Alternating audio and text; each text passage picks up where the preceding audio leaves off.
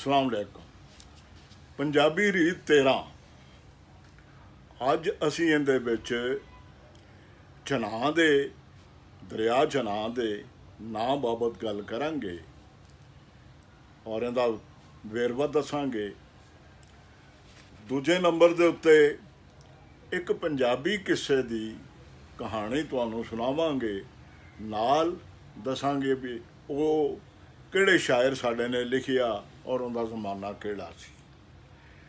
ਸੋ ਚਨਾਹ ਦਾ ਨਾਂ ਜਿਹੜਾ ਹੈ ਉਹਦੇ 'ਤੇ ਪਹਿਲਾਂ ਗੱਲ ਕਰਨੇ ਆ। ਅਤੇ ਦੋਸਤੋ, ਦਰਖਾਸਤ ਹੈ ਸਾਡੇ ਚੈਨਲ ਨੂੰ ਸਬਸਕ੍ਰਾਈਬ ਕਰੋ ਤਾਂ ਕਿ ਇਹਨਾਂ ਦਸਾਂ ਦਾ ਔਰ ਇਹਨਾਂ ਗੱਲਾਂ ਦਾ ਵਧਾਰਾ ਤੁਹਾਡੇ ਜ਼ਿਕਰ ਪੜ੍ਹਦਾ ਰਹੇ ਔਰ ਚੱਲਦਾ ਰਹੇ।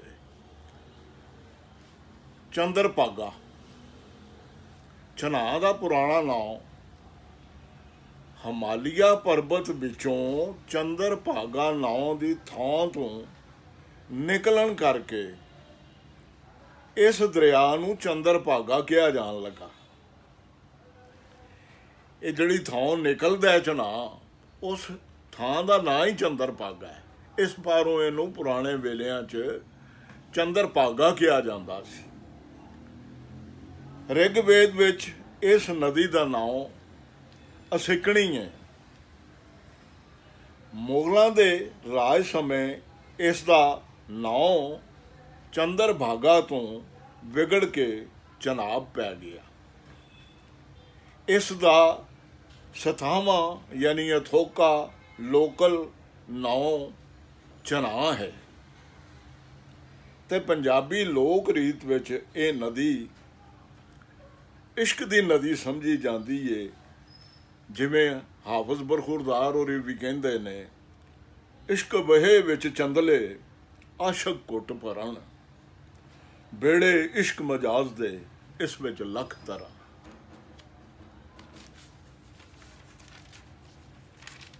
ਕਿਸੇ ਜਿਹੜੇ ਦੀ ਅਸੀਂ ਗੱਲ ਤੁਹਾਡੇ ਨਾਲ ਸਾਂਝੀ ਕਰਨੀ ਚਾਹੁੰਦੇ ਹਾਂ, ਉਹ ਕਿੱਸਾ ਹੈ ਚੰਦਰ ਬਦਨ ਦੇ ਸਰਨਾਮੇ ਤੋਂ, ਔਰ ਉਹਦੇ ਲਿਖਣ ਵਾਲੇ ਸਨ ਮੀਆਂ ਇਮਾਮ ਬਖਸ਼ ਸਾਹਿਬ, ਜਿਹੜੇ ਸਿੱਖਾਂ ਦੇ ਰਾਜ ਦੇ ਅਖੀਰਲੇ ਵੇਲੇ 'ਚ ਹੋਏ।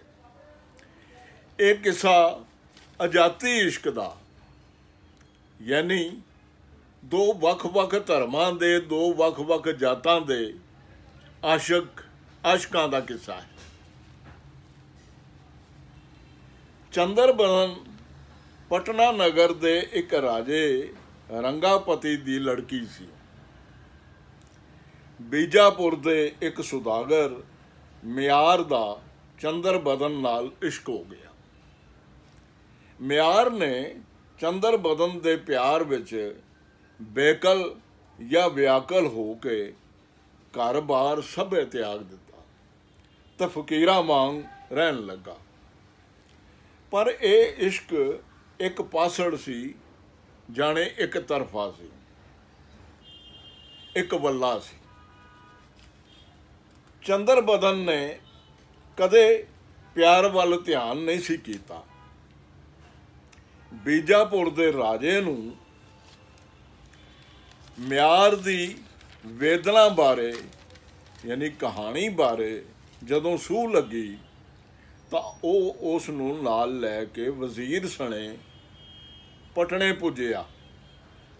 ਮਿਆਰ ਇੱਕ ਮੇਲੇ ਵਿੱਚ ਚੰਦਰ ਬਦਨ ਨੂੰ ਮਿਲਿਆ ਤੇ ਆਪਣਾ ਪਿਆਰ ਦੱਸ ਕੇ ਉਸ ਦੇ ਅੱਗੇ ਵਿਆਹ ਦਾ ਪ੍ਰਸਤਾਵ ਜਾਂ ਦਾਵਤ ਰੱਖੀ। ਚੰਦਰ ਬਦਨ ਨੇ ਮਿਆਰ ਤੋਂ ਖਹਿੜਾ ਛੁਡਾਉਣ ਲਈ ਕਿ ਹਿੰਦੂ ਕੰਨਿਆ ਦਾ ਵਿਆਹ, ਹਿੰਦੂ ਕੁੜੀ ਦਾ ਵਿਆਹ ਮੁਸਲਮਾਨ ਨਾਲ ਹੋਣਾ ਅਸਾਰੇ ਹੋ ਨਹੀਂ ਸਕਦਾ, ਇਹ ਸਰ ਨਹੀਂ ਸਕਦਾ। ਅਗਲੇ ਦਿਨ ਮਿਆਰ ਚੰਦਰ ਬਦਨ ਨੂੰ ਫਿਰ ਮੇਲੇ 'ਚ ਮਿਲਿਆ। ਚੰਦਰ ਬਦਨ ਨੇ ਖਿੱਝ ਕੇ ਮਿਹਣਾ ਮਾਰਦਿਆਂ ਕਿਹਾ, ਐਵੇਂ ਝੂਠਾ ਆਸ਼ਕ ਬਣਿਆ ਫਿਰਦਾ, ਸੱਚਾ ਆਸ਼ਕ ਹੈ ਤੇ ਮਰ ਕੇ ਵਿਖਾ। ਮਿਆਰ ਨੇ ਉਸੇ ਛਿਨ लम्मा हौका भरदियां चंद्र बदन दे पैरां च डिग के दम दे दिता। ये दीदनी चंद्र बदन दे अंदर भी म्यार लई प्रीत जगा गई ते ओ बिरहों च बेकल होन लगी। म्यार दा जनाजा चंद्र बदन दे महलां अगों लंघाया जाना सी। जनाजा महल अगे जाके खलो गया, थम गया ते कई जतनां नाल भी अगे ना टुरिया। बीजापुर दे राजे रंगापति अगे अरजोई कीती गई जो ओ चंद्र बदन नूं कवे भई ओ जनाजे उत्ते एक नज़र मारे, खबरे जनाजा टुर पवे। चंद्र बदन ने काजी नूं सद के पहला मुसलमानी मत कबूल की, फिर जनाजे उत्ते डिग के साह दे दिते। इस किसे दियां कई वापरियां बहु अनहोनियां ने बीजापुर दे बादशाह दा पटना विच आके रहना ते म्यार वल उलार होना अनहोनी गल जापदा है। बीजापुर दखण विच ते पटना बिहार विच, दोवां नगरां विच हज़ारां मीलां दी विथ है। एक कथा नरोल, क्यास, तसव्वुर या कल्पना उत्ते उसरी लोक कहानी जापदी।